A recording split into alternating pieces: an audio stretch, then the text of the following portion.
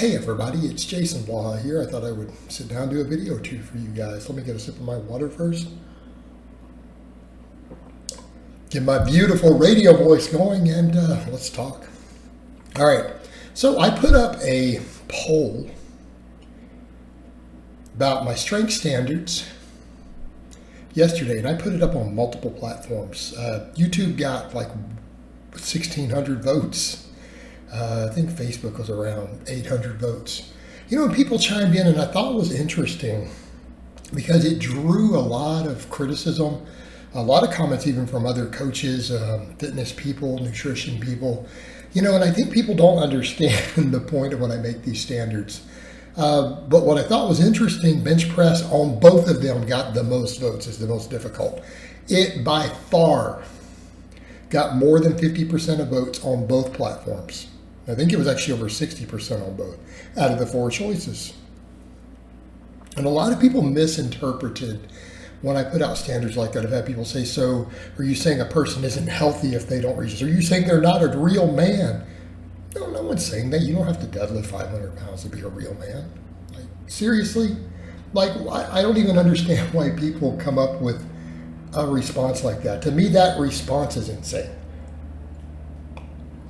If a person even responds with something like that, because that's obviously not what I'm saying, I've never implied that, never even implied it, that person probably doesn't believe they're a real man, or they wouldn't think that things are an attack on their manhood.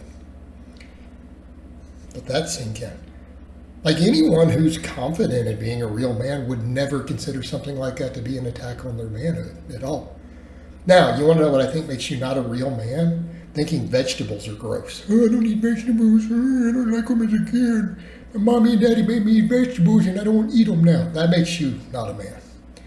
But your strength? No, not necessarily. I don't think that's really that. I don't think it's that important in the grand scheme of things of that. I mean, realistically.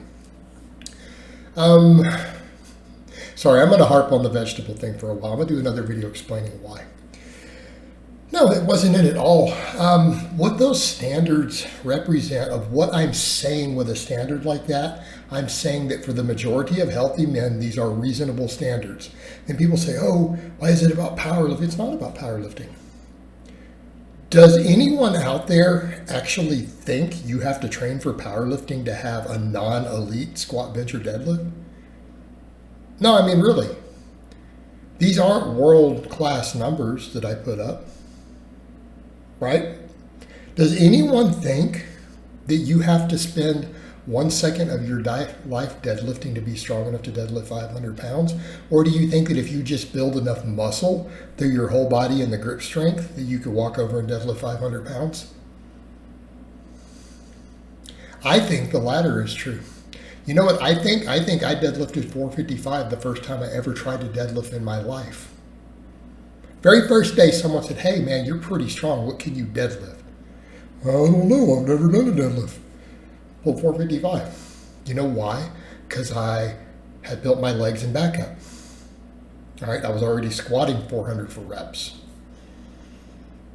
I used to do a lot of high rep squats too, though. I used to do like 20 rep squats and stuff back then.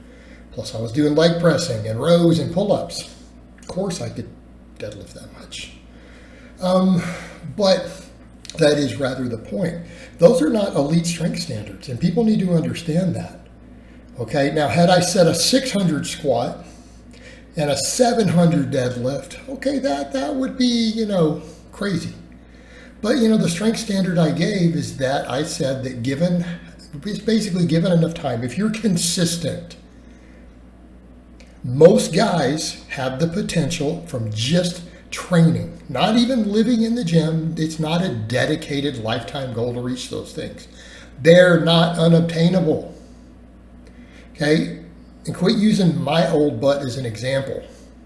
Okay, I am almost 50 years old. Obviously, it's a little more difficult at my age. So, but if you're young and healthy, you've been training 10 years, you haven't had downtime, you haven't starved yourself, you're not still 150 pounds. These are not unobtainable standards, guys, without specifically training for them. And that was rather my point. Now, are there going to be exceptions and outliers? Yes, but what was my standard? My standard was 315 bench, 405 plus squat, 500 deadlift, and be able to do 10 pull-ups, okay? Now, before anyone chimes in at me, you guys have seen me way surpass all of those by more than 10%. So don't even bring me into it. I had someone say, you can't do 5 pull-ups. I did 100 pull-ups in one workout. In one workout, and uploaded it both in a vlog and a separate clip of me doing all the sets back to back. I did 100 pull-ups a few months ago. 100 in one workout. So don't even give me that. You've seen me deadlift 635. Shut up. So it's not even about me. It has nothing to do with me. All right. Now, that aside, my point was, this is not something that requires you to live in the gym. This is not something that requires you to try to compete at an elite level in powerlifting. If you go to the gym consistently long enough and you work out for 3 hours a week, okay, unless you keep restarting because guys are like, oh, I feel a little fat, so I'm going to cut down to 140 again.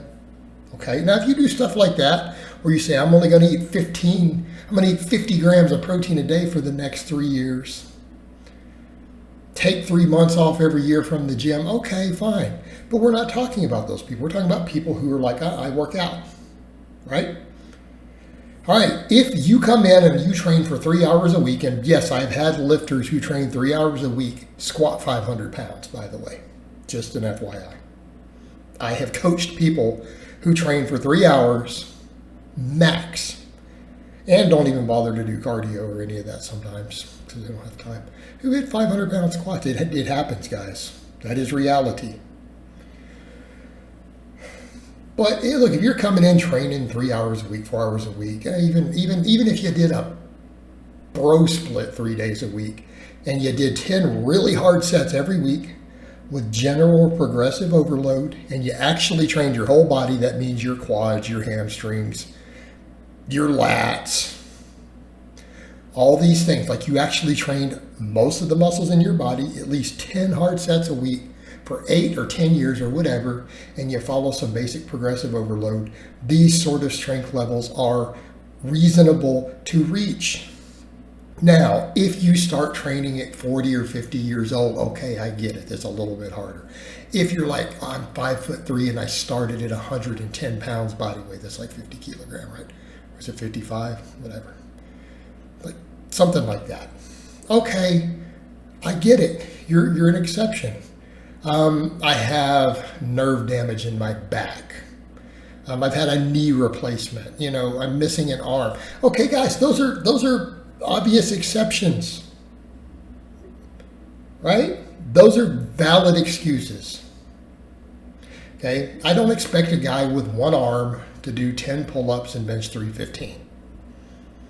I don't expect someone with a fused back to deadlift 500 pounds. I don't expect someone who is 5'3", who started at 110 pounds to reach those standards.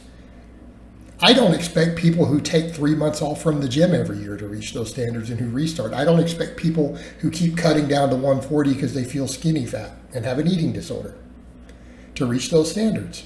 But for the rest of you, if you are consistent, even on a bro split, and you don't neglect anything, you actually work your hamstrings and your grip and all that reasonably hard with progressive overload, at least 10 sets a week for years and years on end, and you eat over 100 grams of protein a day, and you're at a healthy, respectable muscle mass and body weight, these are eventual reasonable goals to expect. Now, everyone agreed, other than some exceptions. Obviously, some people felt the bench was the easiest. The majority of people agreed the bench is the hardest. I concur.